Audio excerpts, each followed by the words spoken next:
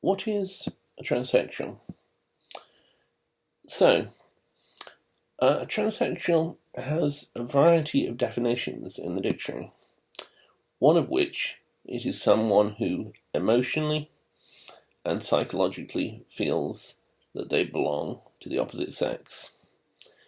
Now, this is what I would refer to as an acceptable definition, but it is not, however, a wonderful or an accurate definition. The notion of opposite sex is really one that's based on conventional understandings of biology, genetics, and medicine. So that is a poor use of terminology. The notion, hello cat, the notion of connecting transsexualism directly into psychology rather than indirectly, again, is not a perfect notion. I would connect it indirectly rather than directly. Now,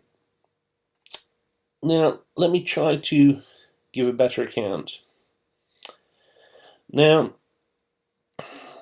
I would define the term gender to start with, and I would mention that gender is what being transsexual is concerned with. So let's go into the term gender. Well, what do we mean by gender? We mean that someone is either male, or someone is female, or someone belongs to another group, or somehow does not belong to those two primary groups. So, when we're talking about gender, we are talking about the state of being of a person. So, a person might fit very ordinarily into a male or female box. It might not be particularly difficult to decide which box they fit in, and this tends to be the case with most people. Now, when someone does not fit in an ordinary way into one of these two binary boxes, then the situation is complicated, and we describe that complication with the term transgender. Transgender essentially means that your gender is variant, that in some sense there is some sort of difference from the two-box model. How exactly this works depends on the details of the class and of the person within the category, within the class. Transgender can be differentiated into three different categories. The first, transsexual. The second, transvestite. The third, genderqueer. Transsexuals and transvestites compose homogeneous populations. That is, they are quite uniform.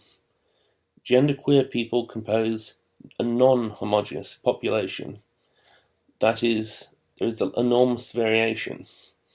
So, if you are transsexual, you are either a male to female transsexual, or you are a male to female transsexual, or a female to male transsexual. I think I've said that right. If you are a transvestite, normally you are simply categorized in one category. So the difference here, if you are a transsexual, you're doing what you're doing in terms of your action, your behavior, your dress, your manner, because that is the person you are, and you are letting that person have, perhaps for the first time, unfettered access to the world. If you're doing what, as a transsexual, you're doing what you're doing because of your identity, because that is the person you are. You can conflict and contrast this with being transsexual. Being transsexual, pardon me, I'll correct that. Contrast this with being a transvestite. If you are a transvestite, you're doing what you're doing because you are enjoying it. So, different motivations. If a transsexual applies nail polish, the transsexual is doing it because they like the colour. They want to show off the colour, the same as anyone else does. If a transvestite does it, they are doing it because they're enjoying wearing it, or they're enjoying applying it. It might look like the same action, but the motivations and the person's understanding of their action are different. Now, both of these contrast with the way genderqueer people behave and perceive themselves. So, there was an article in Elle a while ago, and someone who appeared to be a woman who was, we shall say, assigned female at birth. So this person had female genitalia, this person had breasts, this person presented as a female, so they were wearing lipstick, makeup, nail polish, plucked eyebrows, styled hair. You could have taken her for a model. And yet this person said, I am neither male, nor am I female. And this person didn't identify as another class of gender. So in this case, we are saying this person is, or identifies themselves as being non-binary. And non-binary is perhaps the main category within genderqueer. Some people do not say, or some people say there is not a difference between these two categories. So within the genderqueer group, some people will have the motivation of transsexual, some people have the motivation of a transvestite, and some people have a more complex and fundamentally different motivation. Some people within the genderqueer group are transsexuals who know they're transsexuals, but they decide, I'm never going to transition, I will never go through the same process someone goes through when they are transsexual, therefore I choose to identify as genderqueer. Some people say, as the person who described now, that they have no gender, or at least they do not identify as having a gender. Some people say they have 3 genders. It's a complex variety. And as we start to go to the idea that a person may say, I don't have a gender, I have 3 genders, I have a more varied interpretation, we start to grow further down the spectrum.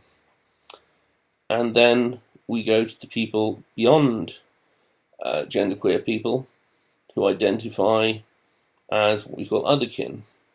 They are not part of the transgender community, but only for the reason that they basically do not identify in gender terms. They identify sometimes in species terms or in other terms. They feel they do not fit with what they seem to fit with. Now, the transition, let me just give an example of that for a start. So, someone might say, I'm a cat. I identify as a cat. Now, what I want to point out is I'm not discussing Otherkin in any detail. I want to point out that there is a spectrum and it changes over time. So at the one extreme, we've got transsexuals, and they are close to the traditional model of gender, in that they believe there is such a thing as a man, and they believe there is such a thing as a woman, but they say, well, we don't quite fit into that pattern. And then as we go down to the other end of the spectrum, then we come to the view that rather than saying that, we say, well, it's all about identification. If you identify as a cat, you are a cat. Now, that leads us into a discussion of transsexualism, because transsexualism is quite grounded and quite researched. Because it's a homogeneous population and because it's so old, it's got roots over 4,000 years old. Now, if we take genetics and we take biology and we take psychology, we can provide some sort of definition of what being transsexual means. So, in genetic terms, someone who is transsexual may be defined precisely and objectively. A person is transsexual if they have a transsexual genetic code, and they are not transsexual if they do not have a transsexual genetic code. What is a transsexual genetic code? Well, one example of a transsexual genetic code is if the person has a transsexual gene on one of their chromosomes. That person, we're using that as an example of a transsexual genetic code. We are not saying that that is the only type of or form of transsexual genetics, but that is one form. The transsexual gene was discovered in 2008, and you'll find papers in Nature, the journal, or you'll find within the general media, and with it, you can Google it basically. Now, so we've said what transsexualism is genetically. Now, what's important here is we're not saying we are transsexual because we identify as such.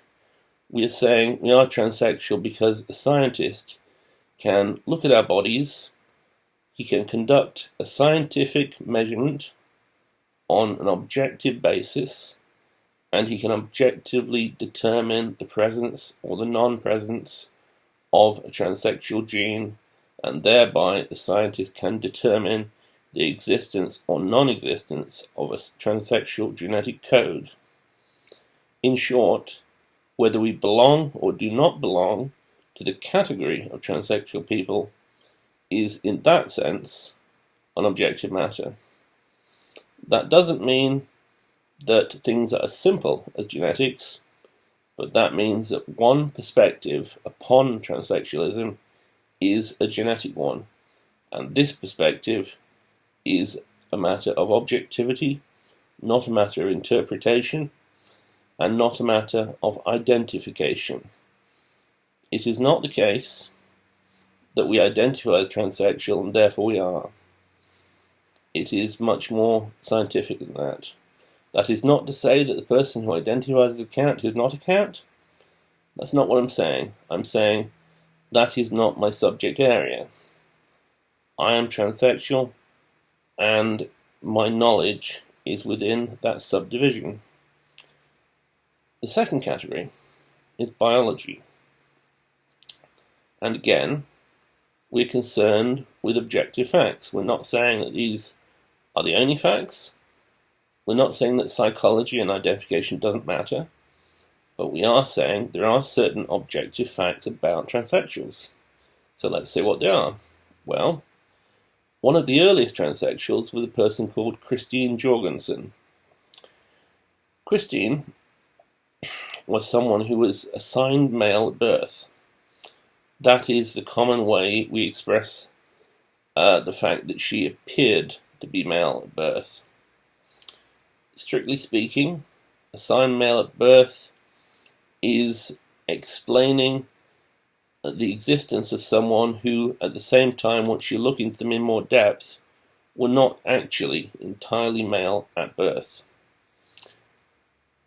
Christine lived a male life. She was a soldier. She went to a doctor with her concerns about herself. The doctor tested her endocrine, or hormone system. And what he found was her body had a very non-typical hormone production system, hormone production levels. So, in terms of her estrogen production level, that was extremely high, and her testosterone production level, that was extremely low. So what we're trying to say is that her hormone system closely resembled that of any other woman.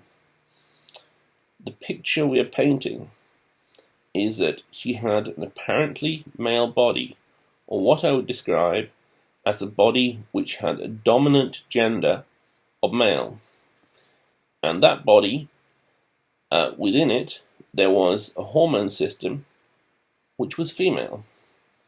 So one part of her body was pulling into the male world. The other part was pulling into the female world. Now, we can also talk about brains, about the physical biology of brains within transsexuals. If we take an average trans man, what we're saying by that term is someone who was assigned female at birth, or rather, someone who appeared to be assigned female at birth. Now that person has female genitalia. That person has a uterus.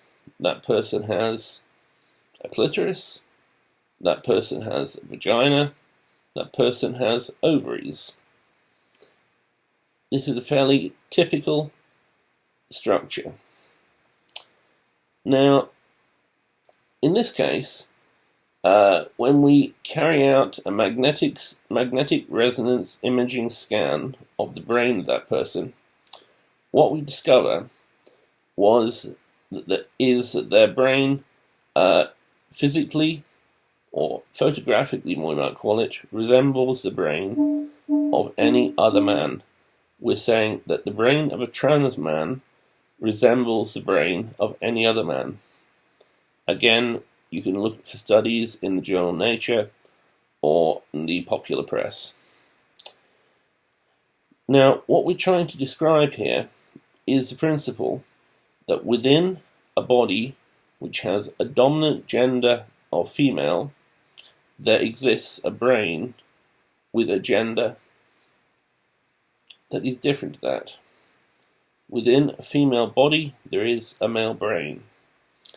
Now again, we're facing the same situation as we do with the hormone system, that the person is pulled into both the male realm and also the female realm. Now this principle of being pulled into two realms at the same time causes a certain amount of distress to a person. Now, this distress we give a name, and we give the name gender dysphoria. Gender dysphoria falls within the field of psychology. So we've gone from genetics to biology to psychology, and we're taking a simple idea that one follows the other in a linear manner. Now, in the real world, these things are non-linear, and the relationships are complex, but we're taking a simplified model. So, within psychology, the existence of gender dysphoria can be defined as a person feeling discomfort with their assigned gender at birth.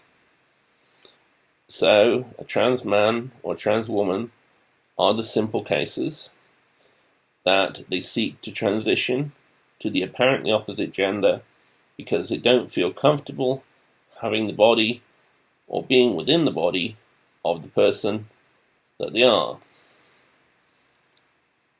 or at least seem to be.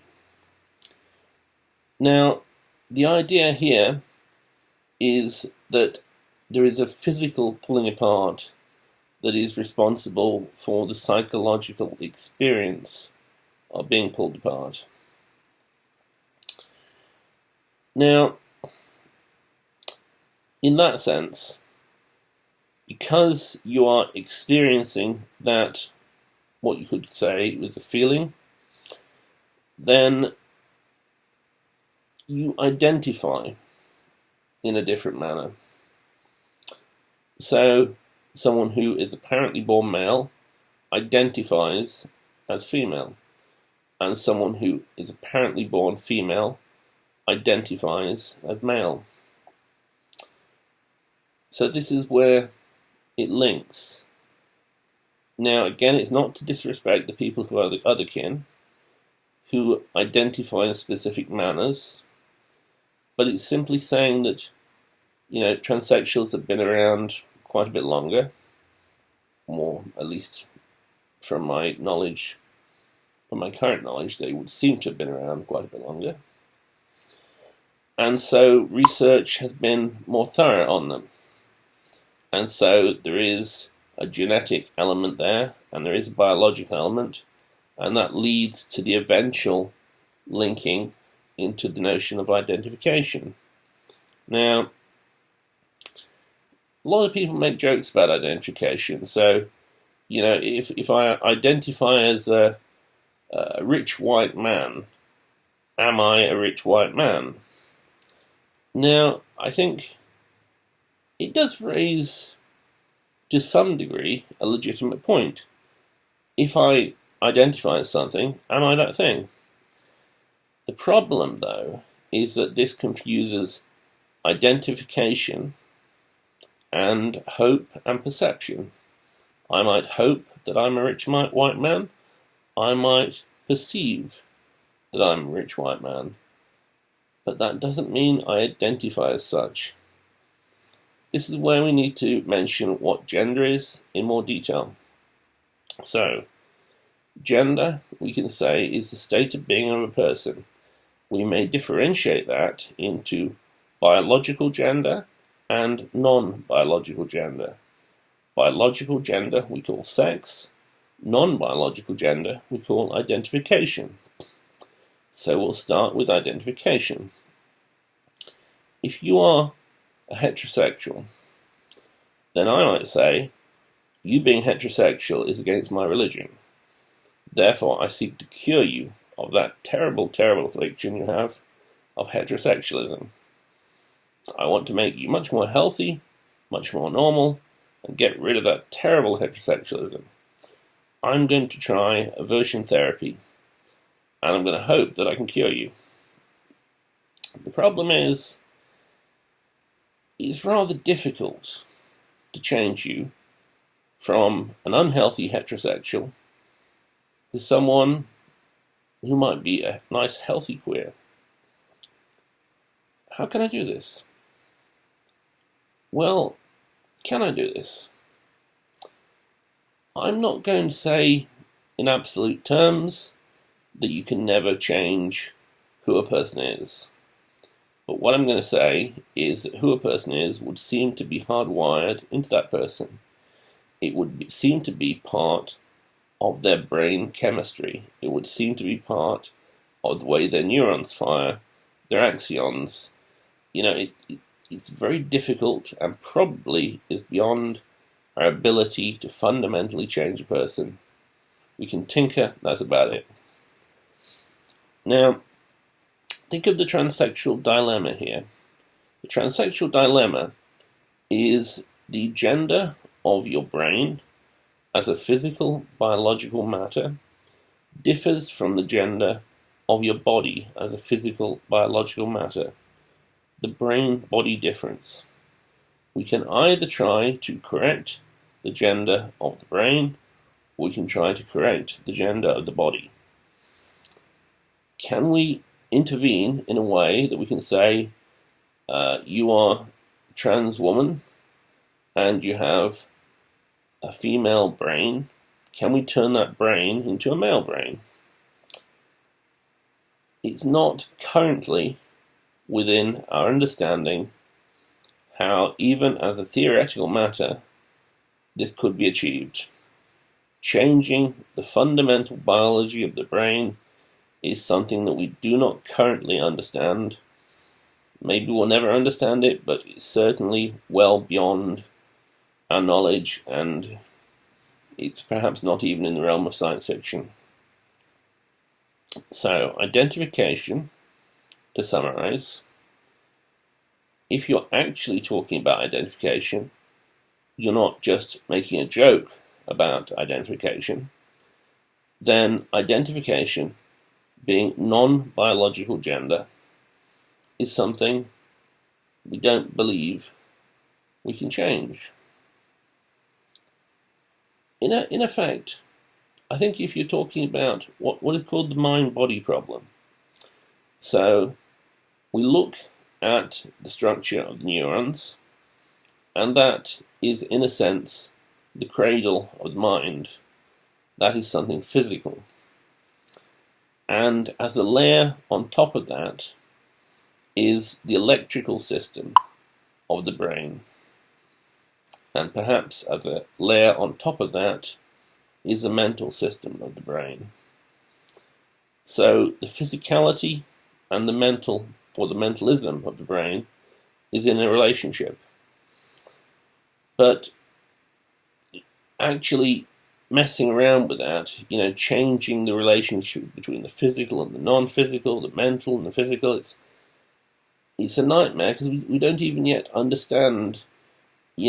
Some people say the brain's physical and some people don't.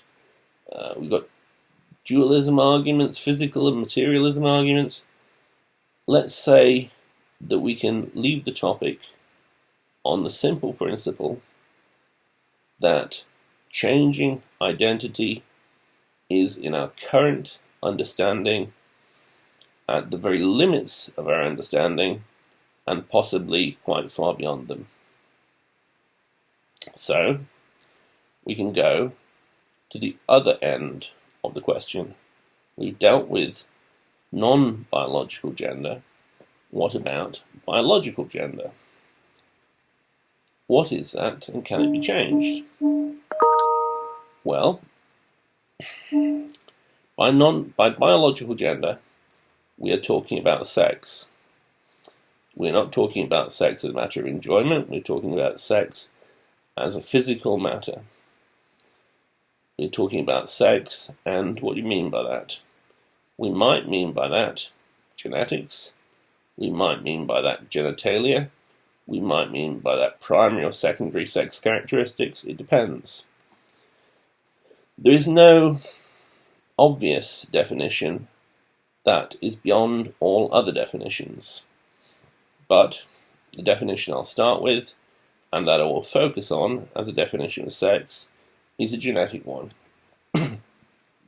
So, let's take a person, and that person has an XY genetic code. There can be many different people with an XY genetic code. Now, the first type of person we're looking at with an XY genetic code is a woman. And that woman suffers from what is referred to as anti-androgen syndrome. The second type of woman with an XY genetic code is someone who is a transgender woman. And the medical condition she is diagnosed with is gender dysphoria. Then we take a third type of person with an XY genetic code. And this time, we're talking about a man. And this person is not diagnosed with any sort of medical condition. Now, let's see, how should we go forward? Okay, so if we want to make changes to the physical bodies and the physical genetic structure of one of these people, can we do it, and what can we do? Well, if I switch off one of a person's genes, I can trigger genetic changes in that person and biological changes. So, if a person has an XY code and they are male, then if I switch off maybe a DMRT1 gene within that person, that within 48 hours, that person will transition from having an XY code to having an XX code. The person's male genitalia, for example, testes, within 48 hours, they will begin to change, and they'll begin to change into ovaries. Testes into ovaries, XY code into XX code. And again, you can Google articles on this. There is articles within Nature, and within the popular press, you can find it as turning Mickey into Minnie, where they've carried out this within mice, where they changed the genetic structure of mice from XX to XY codes, and every day of every week, scientists carry out genetic sex changes. It's most common within mosquitoes for anti-malaria work. But genetic sex changes is a well-developed technology, and it is a technology which will eventually be used for transsexual sex changes when it is more thoroughly developed. So, what we're saying is, we've given the example of we can change someone who has XY genetics into XX genetics, and once we flick a switch, that is an automatic process that the person will change at the genetic and the biological level from a woman into a man, in the simple definition of such terms. Now, that's a permanent process in adult humans, and it's a one-way process. Getting ethics committee approval to actually go through that is rather difficult. Doing it in mice is rather a lot easier. The same process works the other way.